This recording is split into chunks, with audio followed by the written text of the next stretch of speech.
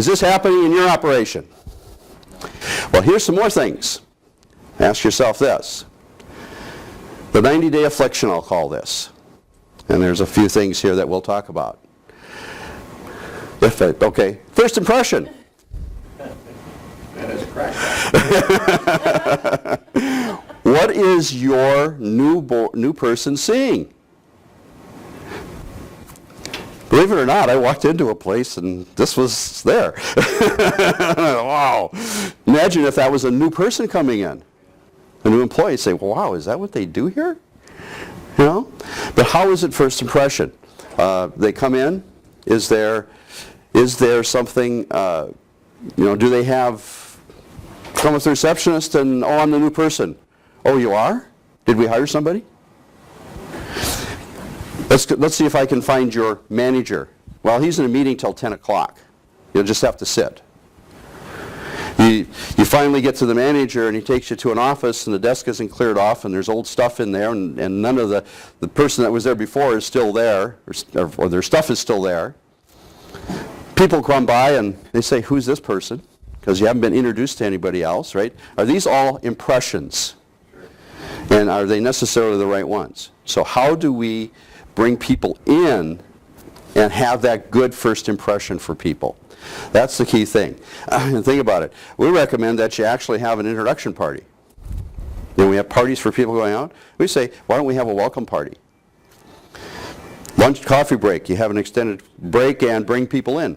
Here, introduce them to people. Yeah. Hey? So they know who people are. You know, do they? If they walk down the hall and they meet the CEO, do they know who they are? Do they even know who owns the place? You know, and then they say something. But think about those first impressions. Setting expectations. If we're going to get the Superman employee, do we need to set expectations?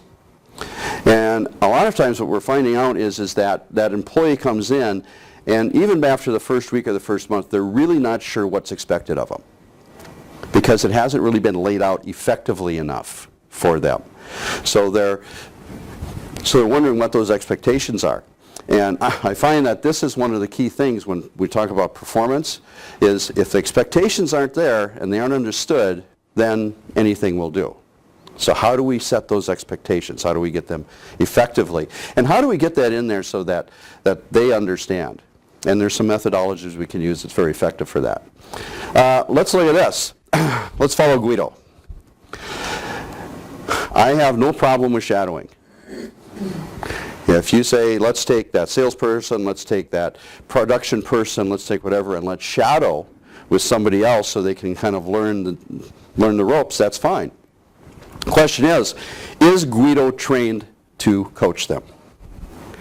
Does Guido understand what the expectation is? Or is it, I got to take this new guy around and show him how we screw some stuff up around here? Is that really how you want to onboard a new person? So if you're going to have that shadowing, that follow-up, put them with other people, make sure that there is some kind of capability to coach. And make sure that there's some kind of expectation on both the part of the employee and the person that they're shadowing or working with, so that there's some productivity there. Quick story, when I first started working with a small company, we sold bolts and tools. And this was one of my first sales jobs. And I invested in a big check, bought a whole bunch of bolt bins with bolts in it, and we were going to sell these to farmers and ranchers throughout the state. And I was struggling a little bit, so they said, well, tell you what, you go work with Joe. Joe's our top guy. He sells like crazy. So he says, great. He says, let's meet out at Rogers. You know where Rogers is across there, right? So I meet him out there at Rogers, the bar. We walk into the bar. He says, well, you want a Coke or a beer?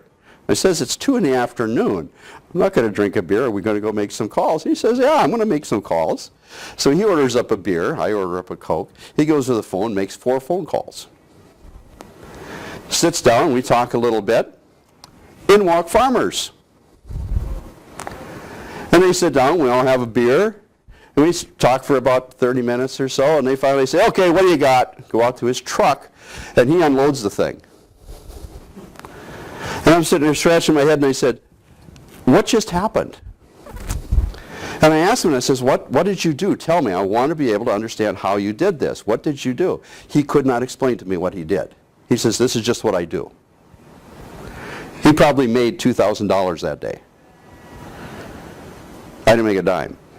Did I learn anything? That he's got a different way of doing things than I do. That's about it. He wasn't capable of helping me understand what it was. Today I know exactly what he did. But at that time I didn't understand, and he wasn't capable. So did following Guido help me? No, it just made me frustrated because he couldn't explain that. So be cautious about following Guido. So when you have them follow Guido, what's in it for Guido? That's a good question. That's a good question, because if I'm the production manager or I'm a guy on the floor, for example, in a plant, I might be able to say, well, yeah, we're going to have, it's going to save our safety record, we're going to keep our production numbers up, where bonuses are on production, yeah, we got to get the guy up to speed. If I'm putting him with another salesperson that's in a different territory, I don't know, there's got to be something in them for him, right? Otherwise, they're going to say, yeah, just sit there and stay out of my way.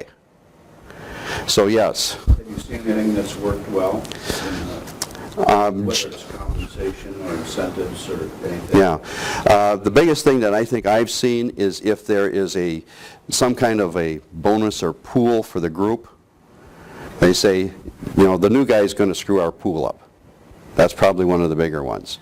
The second thing is if you've got that culture of everybody is a family, a team type of situation, a lot of times that's enough to say, yeah, we want the guy to be successful to do that. If you wanted to do some compensation, I'm not sure if I would go that far.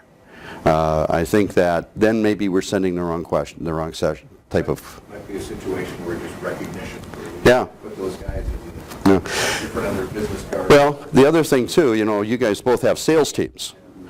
And not everybody is capable of becoming a manager. But if you have those people that you would like to, you feel have that capability of being potentially a manager, this might be a good way to start developing some of that coaching and management ability. So there might be their incentive for a commissioned salesperson to take on the new guy for a while, because this could be part of his training and maybe presenting it that way. So now you're getting two things done at once. You're getting a new person onboarded, plus you're helping your potential new manager maybe develop their skills. So does that kind of address it, Brad, a little bit? I think you hit something important there with the culture. Mm-hmm. The overall culture of a company, if it's a place where people love to be, they become productive, they take pride in their jobs, and they're willing to share that pride with other people. If they were brought into the company that way, and they were trained by somebody that had those types of feelings, I think they just automatically adopt that. That's part of what we do here, and I'm willing to do that. Goes right back to expectations, doesn't it? So, yeah, it's a matter, I believe, for long-term health of a company. It's the culture. It's not the incentives you create. Yeah. And onboarding can be a very big part of creating that culture, or emphasizing or starting new people into that culture. Because one of the things that I find when we're hiring, and a lot of my consulting says, what is the culture? How do you define that? Because not everybody fits. And you can go through the hiring process, and I've seen some people really lie their way through pretty good. They give you the picture you want, but when they actually hit the floor running, it just isn't there. And so, onboarding also can kind of vet that out. But it is about culture, and it is about having the right kind of people. So the big thing I would say is if you're going to have shadowing or Guido as part of your onboarding, make sure whoever that person is has some training and some idea of what they're supposed to do. Because I've seen way too often where they've just said, well, we'll just send you out with Guido today. He's our top guy. He also has 6 dirty birds every night with clients. Yeah. Is that really the culture you want? By the way, a dirty bird is Old Crow and Coke. I will throw out too that I think the right culture attracts the right. Nice. Yeah. Yeah, there is one company in town here that I did some work with, and they never put an ad out for anybody. They never hired a headhunter, and they had people waiting. But because of the culture within the company, their employees kept bringing in high-quality people. So it can work in that way. So let's see what my technology is. Okay, here's the next thing. Imagine this. I started working with an industrial company, this was back in the mid-90s, and I had no clue what a oil-flooded rotary screw air compressor was. I didn't even know they existed. And I walk in, and there is a wall about the size of that, shelves all the way up, and big binders. It's the technical library. It's all the products that this organization sold. And a lot of them were $100, $200, $500,000 pieces of equipment. So it was a very technical thing. Most of the time it was done through engineers. I didn't even know what they were. No onboarding of any kind. They said, there it is, figure it out.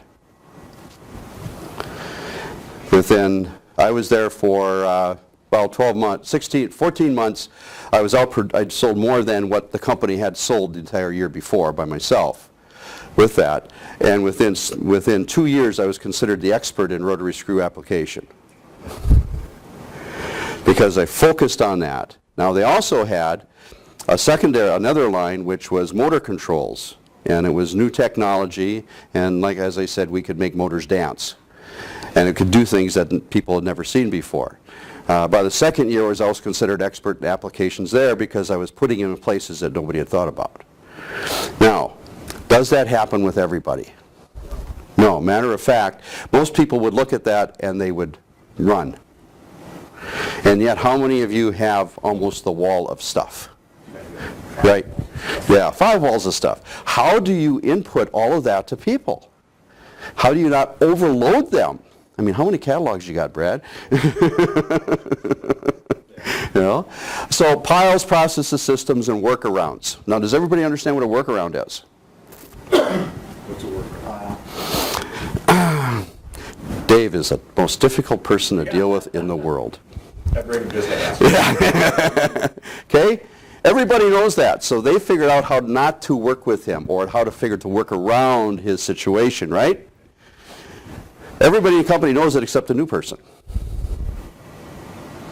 They run into Dave, and they say, oh my God. Organizations, families, whatever, you put more than 2 people in a room, and you've got a workaround going someplace. It's how we adapt to different things. One of the best ones I ever heard was another consultant called on an executive, was calling the vice president, executive VP, and they said, and the administrator said, well, it's after 2 o'clock, you don't want to talk to him this afternoon. Call tomorrow morning at 8 and I'll make sure you get through to him. And just laughingly, the consultant says, oh, too many martinis. She said, yeah. And she says, really? He says, he must be one of the most productive people in the company if they start keeping him on. And they said, he is. Between 7 a.m. and 1 a.m., he gets more done than anybody else in the company.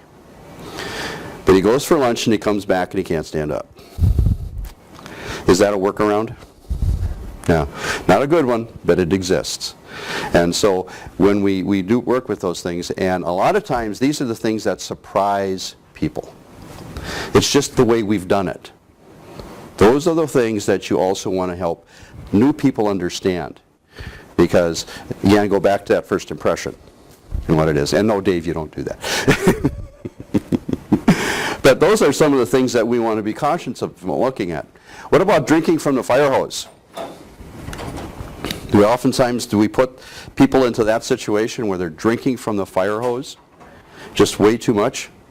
Well, I think the other thing that happens with that is that you run people through all the things that they're supposed to know, and then they get out the field 2 months later and they don't remember something. Mm-hmm. And then people inside are critical of them because, well, we told them that. Yeah. But it is telling enough, see, and that's the thing. Because when we break it down, can we spread this out somehow so that not only do they get the information, but they actually know how to do it and how to use it. So it's functional information, not just something that they've gotten. With the drinking from the fire hose, or as I call it, trial by fire, Uh-huh. isn't it a good idea to dump an awful lot of stuff on somebody like just to see what they can handle? Depends on what you're trying to accomplish with the test. Just to see what they can handle. Okay, that may be. And depending upon what you're trying to do and what kind of a time frame you have, yes, it might be a way to do it, to test. I have seen where people have not been able to cope with the workload or the fire hose It's important to know right away. right away, if they can't cope with that. I don't know that just saying, here's the wall, learn it, is necessarily the way to do it, but I think you load them up, you talk with them, you see what's going on, you determine. And yes, onboarding should be a filter. You're probably learning more about how they can handle stress than how they would. Yeah, Also very important. yeah. Yeah.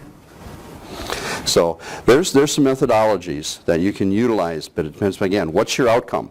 What are you trying to accomplish with this onboarding? And I agree, you hire slowly, you fire very quickly. And have you got a methodology to really fetter that out? Is this person really going to be capable of doing what we thought they were going to do? We found sometimes we'd like to explain the totality of the position.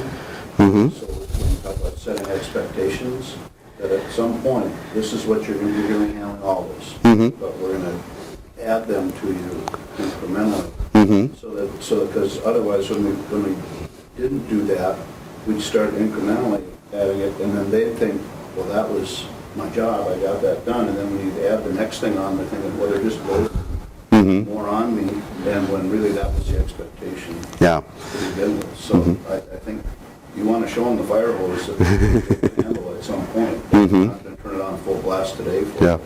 them. And as we get into an actual system, you'll kind of see how you break that down and how you can put those kind of tests in there to see what the capabilities are.